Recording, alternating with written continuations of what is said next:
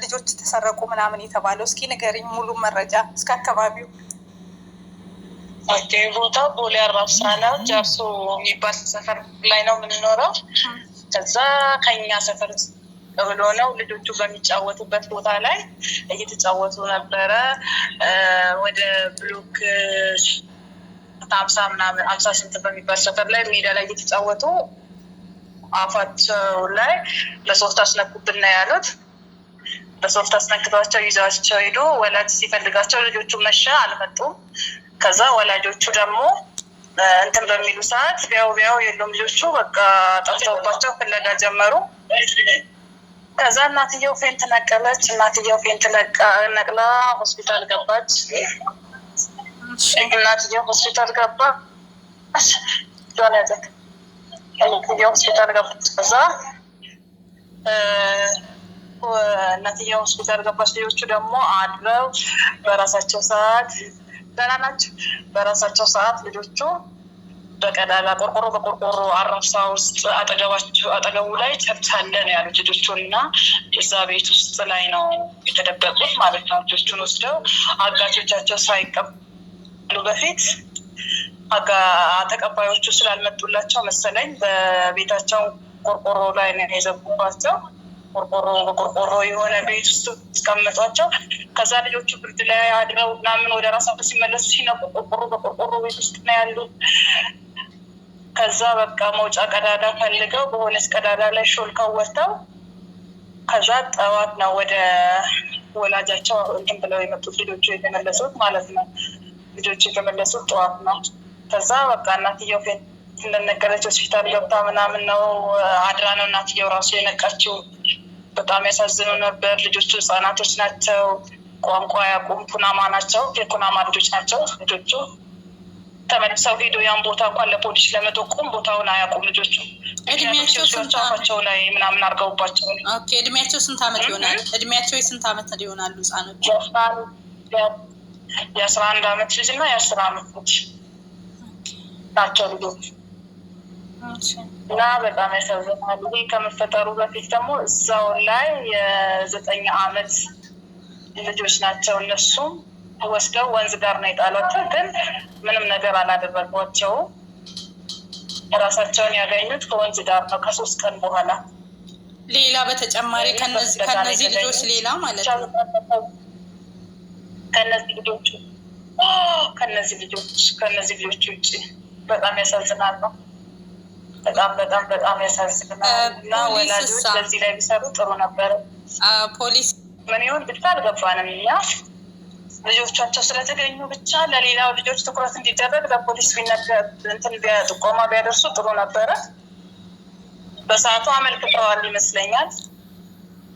ልጆቹ ከተገኙ በኋላ ግን ምንም አጋቾቹም አልተያዙም። ምንም የተደረገ ነገርም የለም።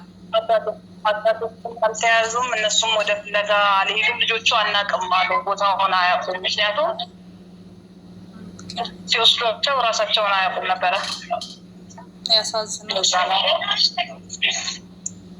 በጣም ከባድ ያለው ነገር። እንግዲህ ወላጆች ከዚህ ነገር ልጆቻቸውን እንዲጠብቁ የምታስተላልፊው መልዕክት አለሽ ለወላጆች? ለወላጅም እዚህ ላይ ፖሊስም ቢሰራ በጣም ጥሩ ነው። ፖሊሶች በጣም እና በተረፈ ልጆችም አሁን ደግሞ ክረምት እንደመሆኑ ትምህርት ቤት እንደመዘጋቱ ልጆቻቸውን ከቤት ባያስቡ መዝናኛ እንኳን ሲወስዷቸው በጣም ትኩረት ቢያደርጉባቸው እንደዚህ ጥሩ ነው ላለው በቃ አመሰግናለሁ። ስለነበረን ቆይታ ስለሰጠሽኝ መረጃ በጣም አመሰግናለሁ። ክበሪ። ሰላም ውድና የተከበራችሁ የዚህ ቲቪ ቤተሰቦች እንዴት ናችሁ? ሰላም ናችሁ ወይ? እንግዲህ አንድ በኢትዮጵያ የምታገኝ ተመልካች ናት። በኮሜንት ላይ ቁጥርሽን ላኪልኝ እባክሽ ድምጽ እንድትሆኝ ይፈልጋለሁ። ቦሌ አራብሳ ነው ያለሁት። የልጆች እናት ነኝ፣ የ3 ልጆች እናት ነኝና እኔም ለልጆቼ እፈራለሁ። ይሄ ነገር ቦሌ አራብሳ ላይ ትኩረት ቢደረገ ብላ በውስጥ ብዙ ነገር አውርታኛለች። ያው እኔ የተወሰነውን ነው እዚህ ጋር በቪዲዮ ያመጣውላችሁ ማለት ነው። እና እንደሰማችሁት ማለት ነው እንግዲህ ይሄ የሆነው ማለት ነው በትላንትናው ዕለት ነው ቦሌ አራብሳ ላይ ይሄ ነገር የተከሰተው ማለት ነው።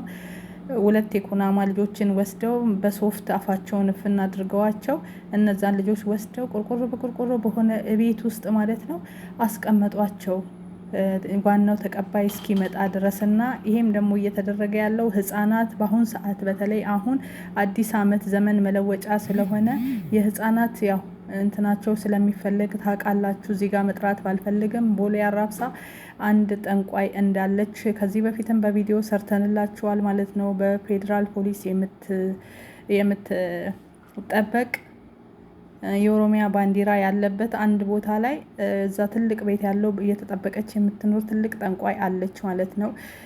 እሱ የኦሮሞ ጠንቋይ ሴት ማለት ነው። እና እሷ ሴትዮ ጋር እንግዲህ የተወሰዱ ህፃናቶች ከዚህ በፊትም የ7 ዓመት ልጅ እዛ አካባቢ ነው ሄዶ አንገቱ እንትን ተብሎ ደሙ ተመጦ የተወሰደው ማለት ነው። እና ታውቃላችሁ የዛሬ ዓመት ያቺ ጎመን የምትሸጠው ልጅ እናት አሁንም ደግሞ ልክ በአመቱ እንደዚህ ብዙ ልጆች እየተደረጉ ነው ያሉት ማለት ነው። አጋቾች ወስደው የሆነ ቦታ ያስቀምጧቸዋል። ዋናዎቹ ደግሞ መጥተው እዛ ሴትዮዋ ጋር ያደርሳሉ ማለት ነው እስካለው መረጃ ድረስ ማለት ነው። እና ይሄ ነገር ባካችሁ መንግስት ድምጽ እንዲሆንና ድምጽ እንድትሆኑ ወላጆች እያለች ነው። እኔ ለልጆቼን በፈራለው ብላለች። የ3 ልጆች እናት ነኝ። አሁን ልጆቼን አቅፌ ያዙር ነው ምዞረው። ስራም የትም ሲሄድ ትምህርት ቤትም ራሴ ነው ማመጣ። በጣም ጭንቅ ውስጥ ነው ያለነው እና ልጆች ወልደን ማሳደግ አንችልም። አሁን ደግሞ ትምህርት ቤት መዘጋቱ ይታወቃል እና በዚህ አማካኝነት ወላጆች ልጆቻችሁ እንድትጠብቁ ለሌላ ወላጆች ደግሞ ጥበቃ እንዲሆን መንግስት ማነው ፖሊስ ስራውን ቢሰራ ጥሩ ነበረ